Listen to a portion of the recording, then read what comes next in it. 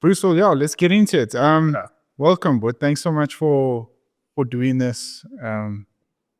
Just a quick introduction on how we met. I think you pulled off the impossible by getting this body through the finish line in last year on the Muscle Bay Ironman. But it was one of the most incredible experiences I've ever had. So our personal experience has been with each other through fitness coaching and stuff. But the reason why I wanted to chat to you today was you're probably one of the most interesting people I've been fortunate enough to meet. And purely based on, firstly, I don't want to cock us up, so I want to let you describe as much as possible. But just a brief introduction to yourself on how you got into the whole coaching side of things. And then as well, if you don't mind, just touching base a little bit on, am I right in saying, like, is it a Pompe disease? That's right. Yeah, and just briefly touch on the disease, and we'll get into that. Okay, put a couple of questions. So I think my journey in fitness, I think probably started as a kid. Like I'm I'm fortunate to have three brothers. So one of four boys. We used to, just play all sorts of sports, like just go swimming in the dam or play cricket or rugby until like someone ends up in tears, kind of thing. Yeah.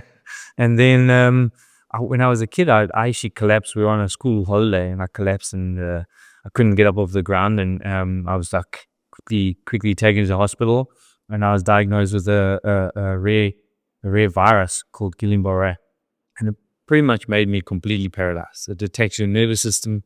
I had a tracheotomy where they put a ventilator, and I breathed off a machine for about 3 months in the hospital bed. And then I was in a wheelchair for a bit after that. And so that's where once I started recovering from that, I had to learn my youngest brother, he was just learning to crawl. I had to learn how to crawl again. And then my dad got me in the pool, and I think I learned how to swim before I learned how to walk. And so that's kind of my love for movement and my love for what you can do with your body. Just, I just wanted to do everything I could after that. Like as soon as I got offered any type of sport, any hike, any kind of school camp or anything like that, I just dove at it. Like I want to just do anything I can because I felt like I've lost a bit of time with my body, and your body is such an amazing tool to express yourself, get rid of pent up energy and then I think over the years, sport has taken me through many incredible experiences and journeys, both from professional side as well as, from school sport to provincial sport to professional sport, and now into professional coaching. It's been a really amazing journey. And only later in life was I diagnosed with Pompe disease, which is my second rare disease. It's a lot more rare and a lot more, how would I say, progressive, chronic. It's lifelong. Whereas my Guillain-Barré, as I had as a kid, they didn't know how to cure it, but they could treat it, and eventually you can get better, which I did. And they say it can come back one day, but I'm not worried about that. Do you think a lot of your motivation to sport was essentially having that ability to walk and stuff taken away from you, and you just kind of felt like you... Absolutely. It's wild. I mean, so it was instantaneously. It didn't...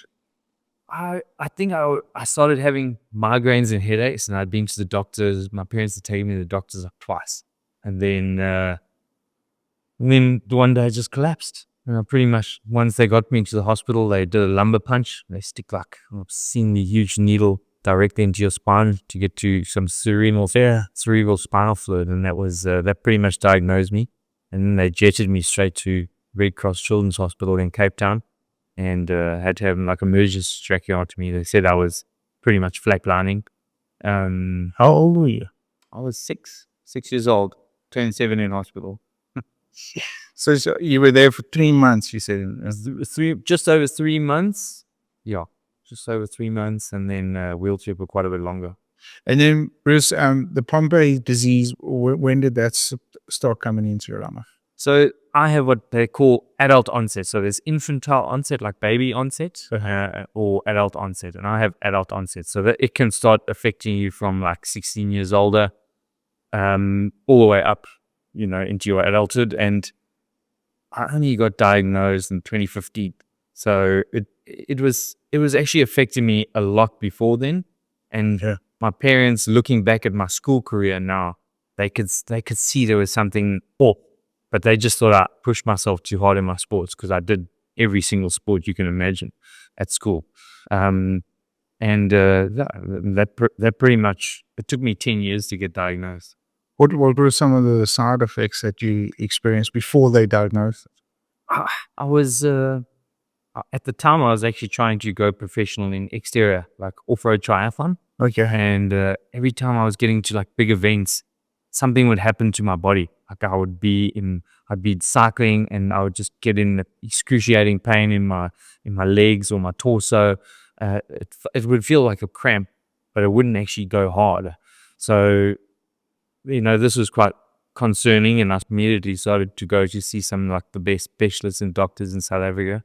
And some of them gave me a false diagnosis. Some of them just told me honestly, like they don't have a clue, and they were just trying to refer me to the next doctor. It actually took 10 years to finally get diagnosed. And all the while I was slowly deteriorating. These symptoms were becoming more progressive, getting worse each time, and then they were becoming more frequent, all the way to a point where I couldn't really walk anymore. So what is Pompe disease? So Pompe disease is a glycogen storage disease. So glycogen fuels your entire body, like your heart, lungs, and not just your muscles, like your heart and lungs are muscles as well. And basically, my body has no problem in storing glycogen like everyone else, but I'm missing or lacking the enzyme that breaks down glycogen. So when my body looks for glycogen, it's there, but it can't break it down quick enough. So in turn, it has to get energy somehow. So it starts to tear apart my muscles to use as energy to fuel my heart, my lungs, or the rest of my body to just carry on functioning. And as you can see, that's like a downward spiral. Yeah. Just leads to lots of pain, debilitation, and weakness, basically. Is it life threatening? It is most certainly. But I mean, I think it's definitely more life threatening for the infantile onset. So like the babies, if they get onto treatment, they don't really have like a liver or kidney that can deal with an allergic reaction to the medication. So I have enzyme replacement therapy every 2 weeks. Took quite a long time to actually fight the medical aid to get onto treatment, because it's extremely, extremely expensive. Okay. And but once I was on treatment, I think I've been on it for like 8 years now, and it slowly has helped me, along with a lot of other factors like nutrition, complete change of diet. Through all my sports science background, I've been able to find little tricks and little ways to help give my body the best chance. Enzyme replacement, that's not blood transfusion, huh? So basically, like the enzyme that you have, I'm missing. They synthetically generate that enzyme, and they infuse it back into my body. Synthetically? Yeah. So like made in a lab? I guess so, yeah. So you obviously would have had to, because I mean they'll have to match it up somehow, or how does it? I think everyone has this exact enzyme. So yeah, I think they're the exact same enzyme, but I mean, I have to get every 2 weeks 28 vials. Yeah. I have to mix 28 vials. They go into one infusion bag, and that's every 2 weeks. And it's not so much to help me function normally, but it's also as my body accumulates glycogen, that's also a problem. The excess accumulation of glycogen causes trauma inside your cells. So like too much glycogen in your body can like also, like a bucket overflowing. That overflow can just poison and make cells explode, and that causes pain and debilitation. So, in all honesty, why the hell are you staring down the barrel of a loaded gun? I mean, you've gone from a disease that eats your muscles when you fatigue, and now you've decided that you're gonna do Ironman and all that sort of stuff. Like, what is the thought process behind that? I mean, I think it all stems from most like just absolutely loving movement and loving sport. And sport has been my whole life really. It's taken me to so many amazing places. It's given me opportunities that no one else could ever have or be offered, without getting to the level that I have progressed to in sport. And then kind of to have that all taken away with this with Pompe disease was quite a shock. And like it's been a really big, long, emotional roller coaster. When I was younger, they told my parents I would never be able to walk again. My dad got me swimming because he knew like swimming would help develop my body a bit quicker. Then I learned to walk. Then I learned to run, and that's pretty much been my whole life. Like people always keep on telling me things that I can't do, and you know that just fuels my fire. I mean, I'm gonna do everything I can to prove you wrong. So when I was diagnosed, it just shows you how little doctors even know about this disease. He told me to just like, take it easy, perhaps like lay off your sport and just enjoy the last bit of time you have with your family. And I was like, that's no life. Yeah. That it might be a good life, but for me, sport is my life, and that was all I needed to pretty much help, like make my brain think of what I can do to help better myself and help give myself the best chance against this disease. And at the time, he told me the treatment wasn't possible for me. He said it was too risky, There's too a- expensive. The enzyme replacement. He told me that's too risky, too expensive. Says I can get allergic reaction to it and die. And I was like, well, I'm definitely not going to be doing that then. Yeah. And then, I pretty much, I know that you should be doing some small form of exercise every single day. It doesn't matter how small, whether it's walking, whether it's running, swimming, whatever it may be. So that's pretty much what I started doing. I just like, well, he's telling me to stop. I'm going to just go and do what I can. So I couldn't really walk properly. So I went to a swimming pool and I just walked in the swimming pool. I'd try and walk for half an hour every day because that's low weight bearing. Yeah. It's much more easier on your body. And slowly but surely, over a long period of time, I could actually see it was getting a little bit easier. And I started walking more and more. And then I started to swim.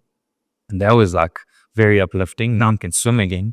And I just swam and I just swam and I swam until I felt, my body's like really feeling a lot better. Then I got into treatment. Then I started spinning on the indoor bike. And I mean, I used to start like just 15 minutes. Yeah. I'd go for a swim and jump on the bike for 15 minutes. And that was amazing. And then half an hour and then 45 minutes. And then I was like, you know what? I'm riding for an hour and a half on the indoor bike. Why can't I do that outside? So then I started kind of doing that outside, going to ride my bike and just be free and fresh air. And that's pretty much how it all started. And then I started looking at small events to do, like small mountain bike events. And then I went to 2-day mountain bike events, and then 3-day, and then 4-day. And you can see where this is going. Yeah. I've done a lot, and all not just for me personally, but also just to kind of raise awareness about the many rare diseases out there, or maybe just for people who perhaps have Pompe disease and think that they, are stuck in the place that they are. You can improve. Like doctors, unfortunately, don't know everything, and I don't think they are prescribing exercise to Pompe disease patients. Is there any limitations you've got? That's probably not the right word to ask you. Prove anyone wrong. But I know, for instance, you did the full Ironman last year, and you had to walk the run essentially. What is the reason behind that? So through all my sports science kind of studying and knowledge, I found that I can train my body to be super, like my metabolic system to be super fat adapted at utilizing fat to use as fuel over glycogen. So my body would generally, during sport, I can rely mainly on fat over um, over searching for glycogen. But the you know the fat can only kind of take you so far at certain intensities. So for swimming, I'm pretty much fat adapted. Like I can just rely on fat. For cycling, I can just rely on fat, and then I obviously put in some glucose so my body won't look for glycogen. You're feeding some glucose in, and then but running, for some reason, doesn't matter how slow I go, or even like when you walk, it requires a small form of glycogen. And that's where the problem comes in. Whenever I try and run, it ends up causing me quite a bit of pain. And so I just figured, well, that's one big loss. I just won't be able to run. And so I've kind of like stopped running. I do run every now and then with my dogs. Yeah. At the Ironman, I tried to run a little bit until I couldn't. And I hobbled my way to the finish. But Bruce, so you touched on it. I mean, I'll be honest. I was one of those oaks last year when we came down and had that training camp, and you emphasized so much on nutrition and carbs and all this sort of stuff. Has that alone been a massive learning curve for you? Have you changed like your whole structure of dietary and all that sort of stuff just to accommodate a disease like Pompe? Most certainly. I think the first things I ever learned was glycogen storage. So my body's accumulating so much glycogen. So glycogen is the problem. How do I stop building up glycogen? So I basically cut out all carbs and sugars. Pretty much went on like a ketosis kind of diet. Like high fat, high protein, low carb, or no carb actually. And I did actually see a little bit of improvement, but I know that's not really sustainable for longevity. So I started to include, I actually went like complete, away from like anything processed. Everything was like from the ground or from the earth, or like completely clean and very, very low carb. And that's kind of given me, immediately I started to feel energy levels changing.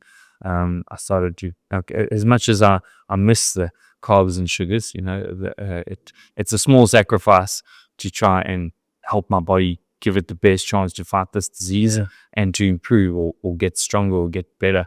And honestly, at the time, like everything I do is just to try and get a little bit faster, just to, or a little bit better, just to be able to ride with my friends, run with my friends, swim with my friends when I do go out with them. Mentally, this must have been a massive toll on you. How did you handle it mentally? When I was first diagnosed, it was very hard. I was kind of like, didn't quite know what, just maybe because of the information that was out there, like what was my life done? Like how much longer did I have? I was like trying to work out, do I have 2 years? Do I have 3 years? Do I have 1 year? At the time, it was extremely, extremely hard. But, I think I've been through so many adversities from a young age, and through all these little adversities, you start to build like resilience. And resilience is like a term that has taken me through so many battles. Through resilience, I mean, it can help anyone, just to kind of shift your mind from being challenged to wanting to take on the challenge, like, wanting to go out there and beat that obstacle or take on the next big thing that kind of lies in my way to achieving my goals or my dreams. And building this resilience has really just taken me to a whole nother level of kind of where I want to go and what I want to show people as well. Like I still believe that I have a challenge, and everyone else that I meet, whether it be in my coaching or friends or as a complete stranger, everyone has a story, everyone has a challenge that they're going through. And I'm hoping that in some way they can maybe learn from the challenges that I've been through, or maybe I can give one person like a little bit of hope to kind of push themselves a little bit harder in their challenge and overcome it. You know, if I can do it, I'm sure everyone else can too. I often, I experienced it last year, and with your backstory on the Ironman and the whole thing, I often, especially with my mental battles that I've had, I often find myself looking back and being like, there must be some sort of element of contentness that you've got to learn to accept. And I often, and it was one of the motivating factors when I was doing the muscle base, I renewed it, the Ironman, yeah. You were doing so well for the swim and the cycle, and then to be able to be content in accepting that the run, there's a certain portion of it I'm going to be able to walk, or I have to walk. You've got no choice. There's something very powerful about it. So, what do those conversations look like? Because I know you have them with yourself. You have to. I mean, it's part of getting through it. So, what do those conversations look like with that element of contentness that you have to have? I think that maybe approaching it from a point of doing it for others. Like, the whole reason I said yes to actually doing Ironman is that I was asked to do it for, to raise better awareness for rare diseases. And it has kind of been my journey. I have done some pretty extreme, I went from 2-day, 3-day mountain bike events. And then I was like, okay, I've hit this big platform now. I'm creating amazing awareness for rare diseases. What's next? I couldn't really see where to go next. And so then I took on the Cape Epic, which is the 8 days, known as the world's toughest stage race. And then from there, it was like, wow. I mean, I had so many battles and journeys that I went through there, mentally, physically, like especially I had to go to a few doctors before they would sign off on actually allowing me to do it. And I always find someone to get me to do it. And then, getting through that again was like, wow. As much as I maybe didn't know that I could do it, deep down, I believed I could do it. And that belief, that self-belief is you can't, you have to earn that. Yeah. You can't just teach that. And then I've done the Manga, which is 1,130 kilometers nonstop from Bloemfontein to Cape Town. And like even there, I think my wife and I, Tracy and I, we rode almost 4 days. So just under 4 days and with only 5 hours of sleep. And again, just like, I thought it was impossible. I thought, let me get you halfway and then see how we feel. Okay, let's just go a little bit further and a little bit further. And that's pretty much the same as like going to the Ironman, just knowing that someone is going to see this and be like, wow, I mean, he's got every reason not to do an Ironman, yet he's there. Maybe I should give it a go and learn something more about yourself, and that's kind of everything I've ever done, is just to try and help someone else, whether it be instill hope, inspire, aspire, whatever you, and it doesn't have to be an Ironman. It could just be, doing a 5-kilometer run, or going to do a kilometer swim in the ocean or something that you are afraid of. It might be a big goal to you, and by all means, it's going to be a task to tackle it. No, I mean, just the fact that your backstory and me being able to witness what you did last year and then getting to know you more and stuff, that alone is just inspiring. Because I'm not going to lie, there was a point before the training camp that I thought, yes, to get this duck ass across the finish line is not going to be easy. But after that training camp, I was just like, you know what? If not, why not? Why not just try? And that's why I didn't hold my punches. But getting into Aspire, what motivated you to now want to take this and coach people into becoming these endurance athletes or triathletes? Before I was, I did my sports science, and then I was trying to go professional while I was studying. And and while I was kind of following that path, I realized, okay, this is what I want to do. I actually ended up working in Australia for a year with an Olympic coach that side, and it was just incredible. I saw I want to be involved in sport, and I want to help people. I want to coach. Um, and then while I was studying, kind of following my own goals, and then all of that kind of got turned upside down with a diagnosis of my disease.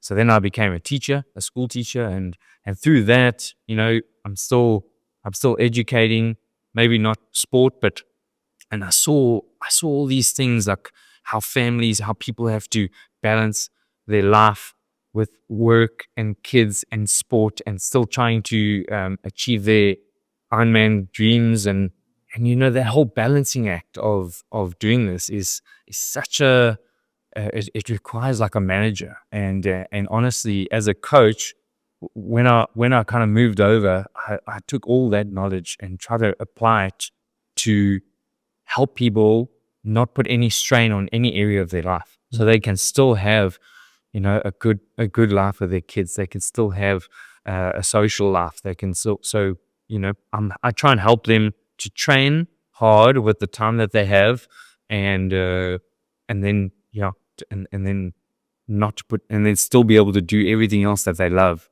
And through that, I mean, I've gained some incredible um incredible moments with people that they found like this balance in their life that they never thought was there, or like sport was maybe putting a little bit too much stress, and then they just stop doing sport, and that's like the worst thing you can do, right? Sport is you meant to do something every single day, doesn't matter how small, and it doesn't have to be a hectic sporting like a cycle. Or could just be going for a walk around the block with your kids or your dogs or whatever it may be. And and then through coaching it's given me another drive. Since I can't pursue my own goals, I can help everyone else try and achieve their goals. And everyone's goals are different. And everyone's goals, no matter how small they may seem to someone who's done an Ironman, everyone's goals is big to them. So I have to understand that and help them achieve that. Well, essentially, I mean, something I also realized is that you're not just a coach; you also become like a psychologist at some point in the whole thing. How important is the whole mental resilience in this whole um, journey as an individual coming into wanting to do endurance sports? Oh, mental resilience is everything. Everything. I think someone asked, what's more important, mental or physical? And I was like, mental, 100%. Like, I think everyone's bodies are so much more. I mean, I'm living proof that your body is capable of so much more than you give it credit for. But you got to believe that you can do it. You got to like take the kind of plunge to be able to push yourself hard or be able to push yourself to get to that next step and believe in yourself that you can actually. So that's the mental side, mentally being able to push further than you ever thought possible. And I mean, yeah, it's not easy, and it's something that needs to be worked on, in every way, in sport, out of sport, whether it be meditation, whether it be, um, you know, actually while you're actually training. There's so many ways that you can work on mental resilience.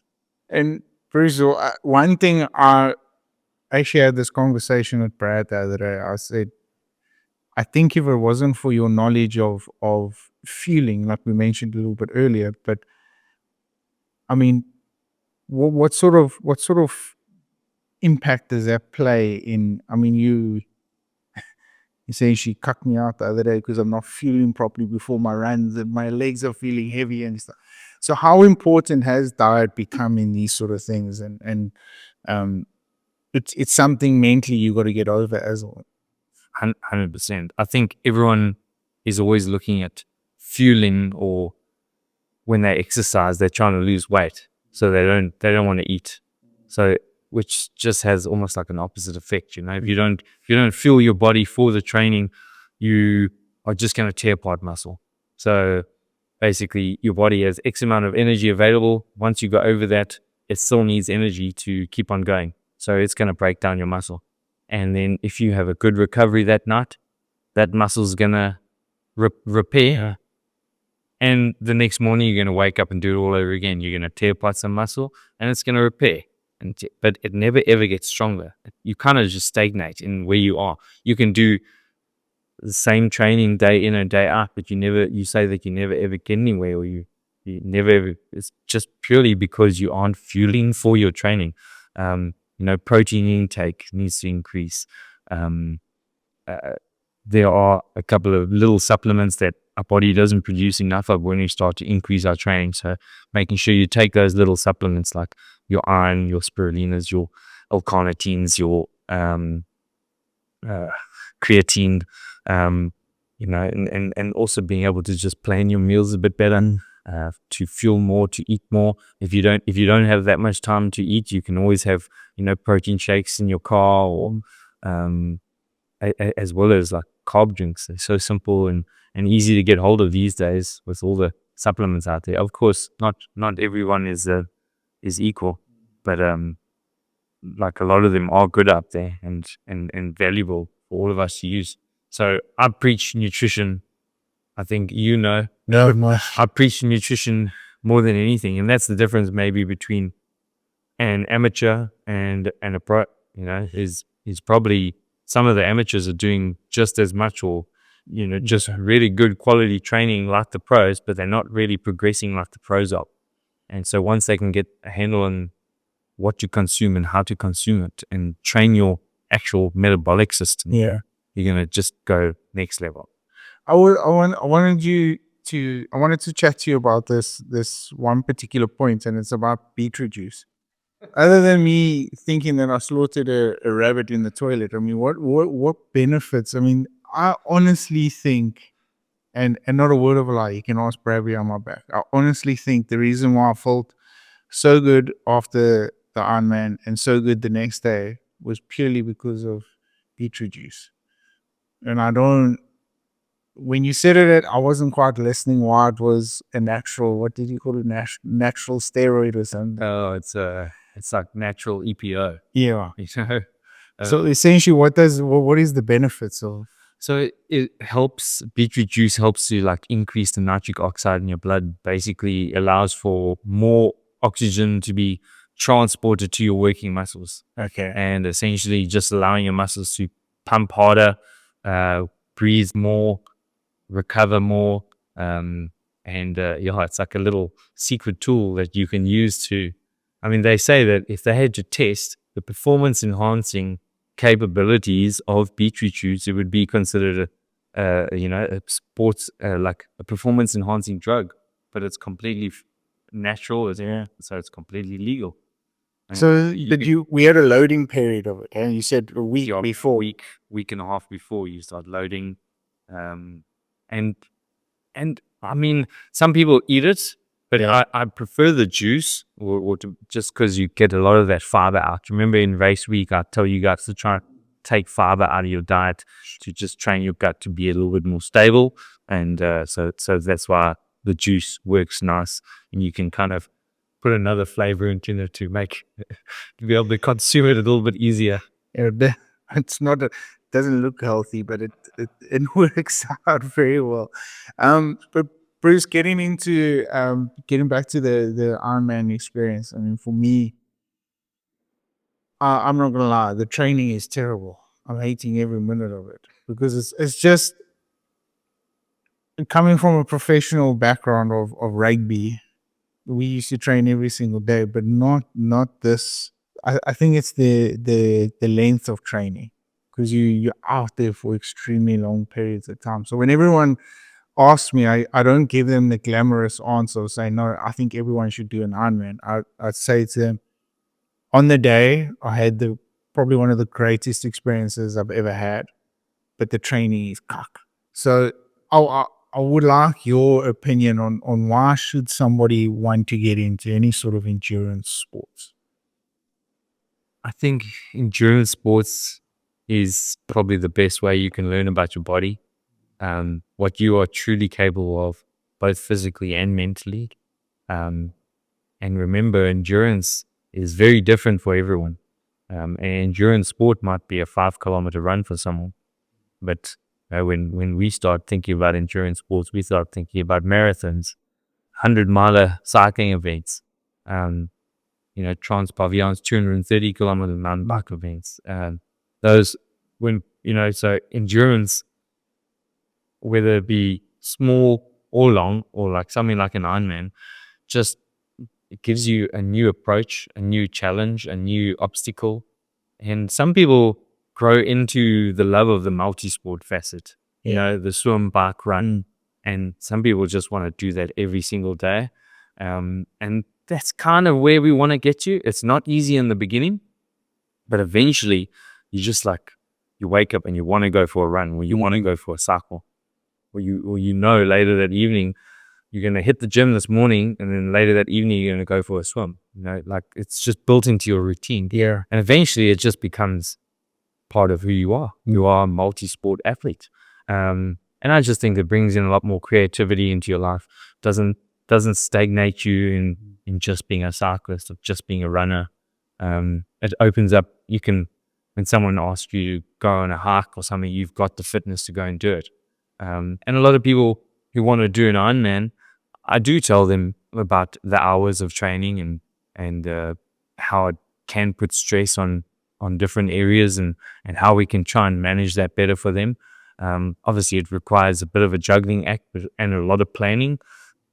But if they can do that, they will love it. They will love race day. Like you enjoyed race day. But it's, you don't want to do the training and do maybe half-heartedly and then really not enjoy race day. I mean, if I had to ask you, would you do another Ironman? I'm sure you would say yes because of your experience on the day. So was it worth it? Yes, 100%. I heard the funniest thing the other day, obviously now with me doing last year's Ironman and on all these pages and stuff. And essentially, if you become an endurance athlete, you like a pregnant woman that's just given birth. You forget about all the pain and suffering that you enjoyed in pregnancy, and you enjoying the fruits of what have just passed. And it is like that. I mean, it's again, when anyone asks me, because there's been obviously a lot of interest. Brad's brought a lot of interest back to Queenstown, and everyone asked me, "No, they would like to get in." I told them, the training is difficult, but the end goal." And I think it's also taught me, like I was telling you, it's taught me to be very content with being okay. I had a goal. My goal time was 7 hours 30, and I was 30 minutes past that. But there was a point in the race where, especially on the bike, where I thought I was going to be the strongest. On that headwind coming back in, it's almost like I hit a brick wall, which is but at just halfway through the run, I was just like, you know what, I'm not going to make it, but I need to be content with what I've achieved. And in essence, like you said, you learn a lot about your body, but I think you learn a lot about yourself as well. You deep diving. Has this been?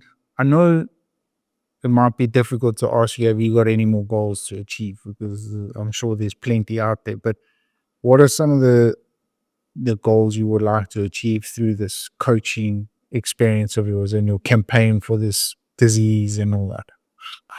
I think, simply and wholeheartedly just helping others try and achieve what they think is impossible. Through my own experience, through my own knowledge, just kind of showing others what is possible if they really put their mind to it. I mean, it didn't come overnight. Took 10 years to get diagnosed. I went from barely walking again to now completing an Ironman or completing some of the longest and toughest mountain bike events in the world. And to me, if you had asked me back then, I said it's impossible. It's not possible. And I mean, there's so many people out there who maybe need that extra little push, and maybe I could be that. I even write 2 articles a month now for an American journal, an online American journal, that's aimed at doctors and professionals, and I try and educate them on what I believe I've learned through my disease and what they can do to try and prescribe to their patients. People with Pompe disease, people with other, they can learn things from each other, and it's been incredible the amount of feedback I've gotten from doctors and things from overseas, and uh, and how they thought things that I've done already is impossible, and just to show them. And now I see them actually asking, "No, what did you do with your diet? How exactly can you do a diet plan for my patient?" And that sort of things it makes me just feel like I'm actually doing something right, or that all these little events that I'm doing to raise awareness for rare diseases is not in vain. And also, I just want to continue to inspire my athletes to every single day, just to, like, all you can ever do is just try and get out of bed and just do one thing every single day that your future self will be proud of. Like, if you can look back and see, wow, I was proud of that. And if you can do one thing at a time, you're going to live a very fulfilling life. No, you've hit the nail on the head. But I wanted to ask you quickly as well. Um, with a disease like this, I mean, it must be difficult, but you didn't go through it alone. How has Trace accepted it? Your family, all that sort of stuff. Has it been difficult road or? It's definitely been a difficult road, but I mean, having family to lean on has been so amazing. Tracy, my wife, has been amazing. She's supporting me throughout the whole journey. When I kind of hit roadblocks with doctors, I mean, after 9 years of being misdiagnosed, I just almost give up, and she never gave up. She kept on pushing. She would reach out to some of her doctor friends, and they would reach out to other specialists, and they would try this test and this test and this operation. And so she's really been in my corner and just been pushing me to get better and help. And it's not easy. I mean, mixing medication every 2 weeks. We joke about it now, but it's like our date night. Every 2 weeks, in the evening, it takes about 2 hours to mix the medication. And then we have this RV bag. Everything has to be done in such a sterile environment. We have to wear masks, gloves. It has to be done in such a meticulous, slow, controlled manner. And then the next day, a nurse comes to my house, puts a needle in, and then it runs for about 6 hours. So you can see it's a process, and it's been something that it's been hard to get used to. But now I'm thankful, as much as I still don't like it. Yeah. I'm thankful that I have the opportunity to get onto this treatment. And, there's maybe some people out there who haven't been diagnosed yet. I want to make sure that I can help each and every person just maybe get diagnosed sooner. Maybe they'll be better off. Maybe you might just save them, kind of thing. And my family, 3 brothers, and all my parents, and they've wholeheartedly tried to give me what I want, and trying to help me as best as they can. But it is very difficult. A rare disease is something that you can't see. When you look at me, I look like a normal person. Maybe 8 years ago, when I was struggling to walk, maybe you would see, oh, there's something wrong with this guy. But now I just have to live with it internally, and just know what I'm doing is enough. So, Bruce, the misdiagnosis, was that just because of lack of resources in the country, or actually lack of awareness? And I think at the beginning, when I first started, searching for a diagnosis or searching for what was wrong with me, that they kept on looking at me back then I was still fit and healthy, and they kept on looking at me like, oh no, this guy's just overtraining, this guy's just, there's nothing wrong with this guy. They would see some blood markers were up, but they didn't understand what was causing it. So they didn't really go into depth. Some doctors, give me a false diagnosis, and then I would tell them, I don't think it's that. I said, like, what else can we do? And they'd be like, well, you're not a doctor, so, and they'd basically tell me this, and send me on my way. I mean, those doctors, I would love to tell them now. that's one thing that's tough. Yeah. And I mean, it actually got to a point where I couldn't get up to the class to go and teach. And a child in my class, her dad was a doctor, and he was the one who actually admitted me into hospital. And he put me under investigation for perhaps Guillain-Barré that I had as a kid, my first virus. And he started getting the specialists to come to me. And then after like 2 months of testing, he actually did some very bizarre, outrageous barrage of blood tests, and he found a genetic mutation.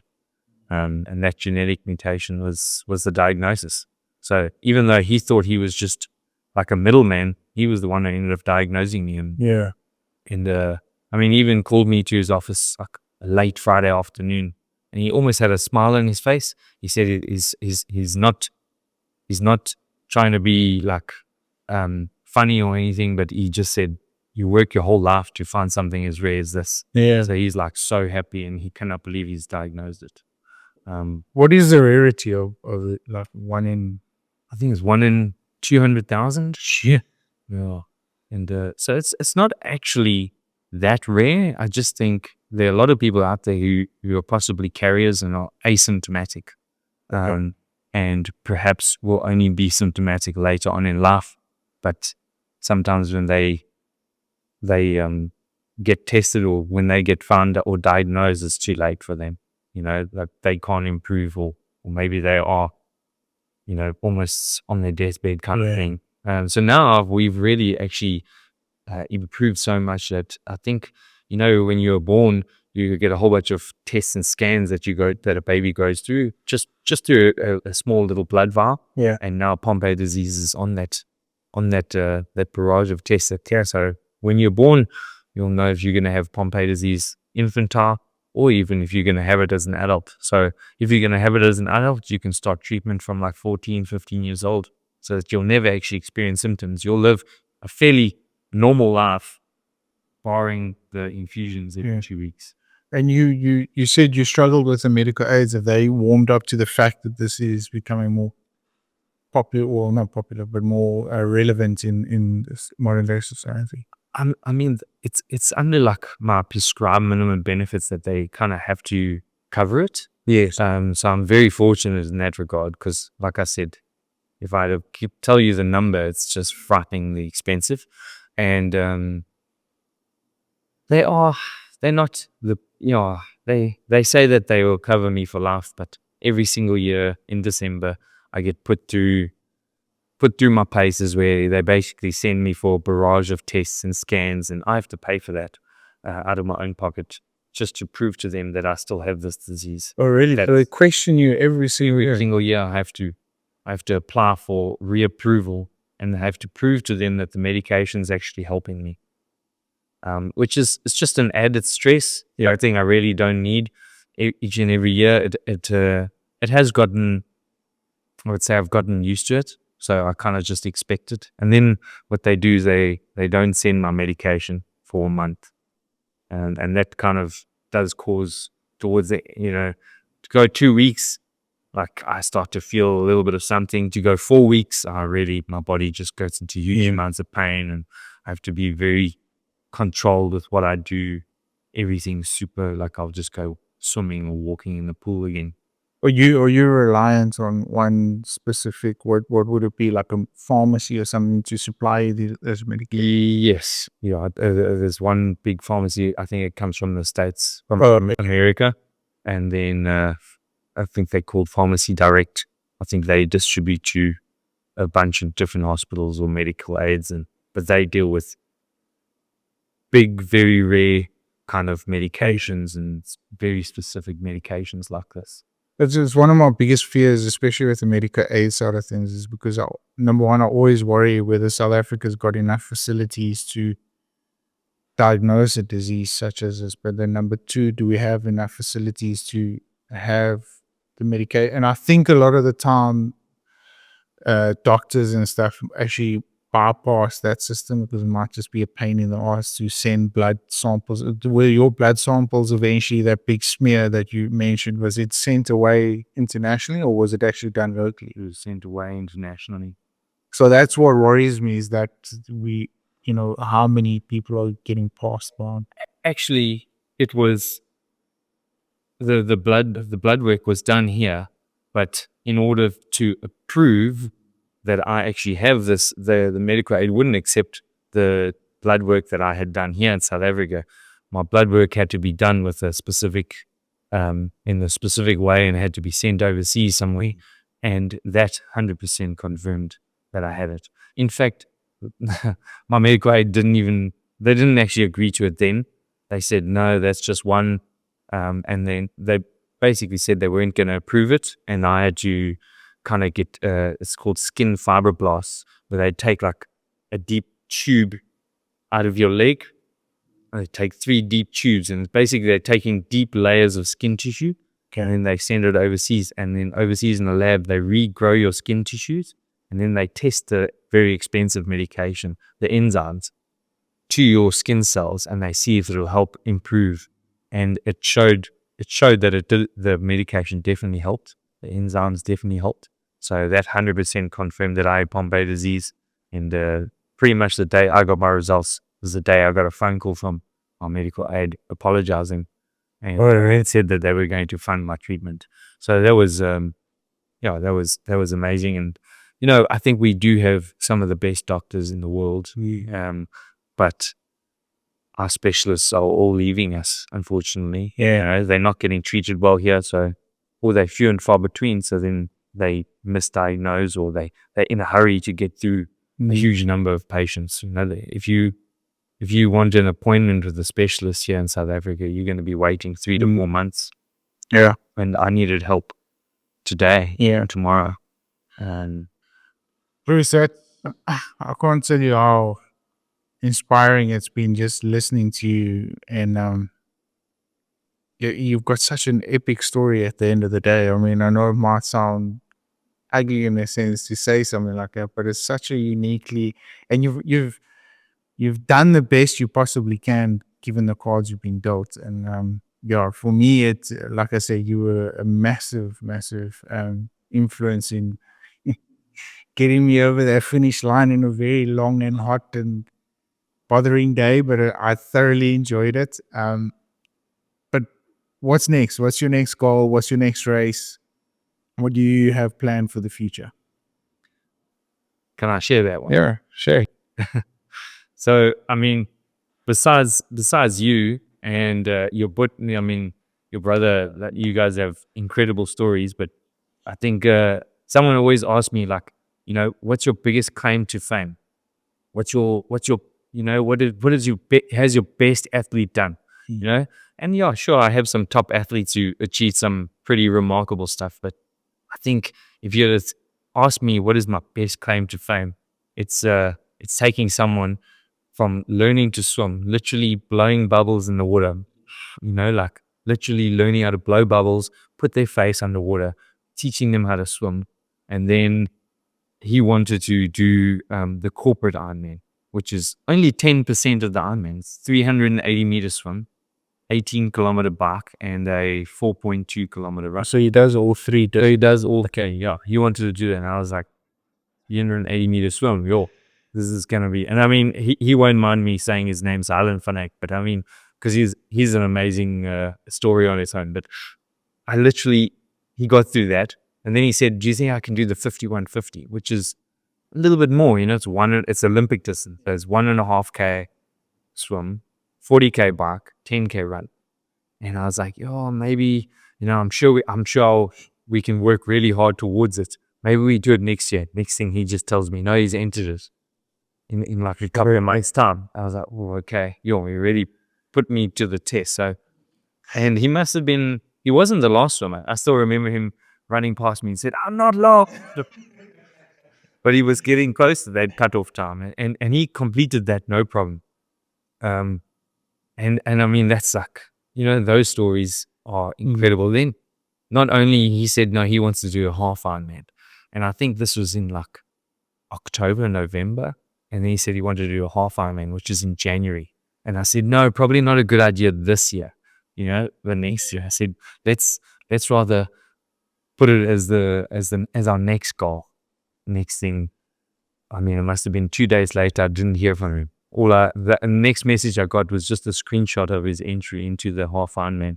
And it wasn't just any half Ironman. It was the half Ironman in East London, Oh. which used to be one of the hardest Ironmans you can do. But this guy just put his head down and he just powered on and he finished it. And then I will just continue to say that this just led to the next best. Yeah. He finished the full Ironman as well. Oh, really? It's like if I look at a claim to fame or something, like taking someone from learning to swim to finishing a full Ironman is no small feat whatsoever. And I mean, there's so many similar stories like that. You know, everyone has their own little thing that they need to get over and achieve. But you know, I would always like to say that achieving something like the Cape Epic was my biggest dream. You know, and it was. But then I just thought of what's the next way to kind of progress from there. The next step was the Manga. And then I've done a couple of bigger triathlon events or other mountain bike events like 100 milers, Transpavillons, those sort of events. And my biggest, I would say, achievement that I could almost just, you know, retire afterwards was end of 2022. I went to Aqua Bike World Champs. It's basically like a triathlon without the run. So you do the swim and then you run to transition. That was quite risky. I mean, I was a bit sore going from a swim to run, and then you bike. So you swim and you bike. That's Aqua Bike World Champs. And that was in Abu Dhabi in end of 2022. And I actually achieved everything I ever could. I wanted to do well, and I ended up winning. I ended up becoming Aqua Bike World Champion. It was the first time they ever had Aqua Bike World Champs. So I ended up becoming the first Aqua Bike World Champ. So I thought about retiring from there. But yeah, as things go on, I always see new challenges and new things that I can kind of throw myself into. And I think for now, just getting the rest of my athletes through Ironman is a big goal of mine. And then I have a couple of like cycling mountain bike stage races that I'm going to be doing. There's a 4-day one in 2 weeks time, actually. It's been on my bucket list for years, and it's probably going to be quite challenging, but Which one's that? a Tankwa trek. Okay. Yeah, up in the Tankwa area, very rocky, very hot. And then I have another one in February. Then it's get everyone through Ironman.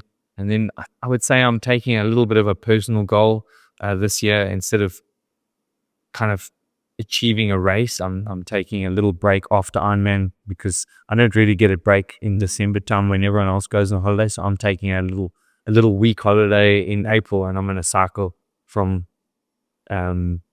across the whole of Lesotho.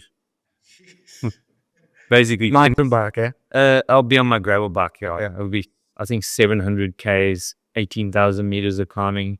It's going to be tough, but it's going to be a journey. Like, I'm going to just document it, and it's something that I've been wanting to do for a long time.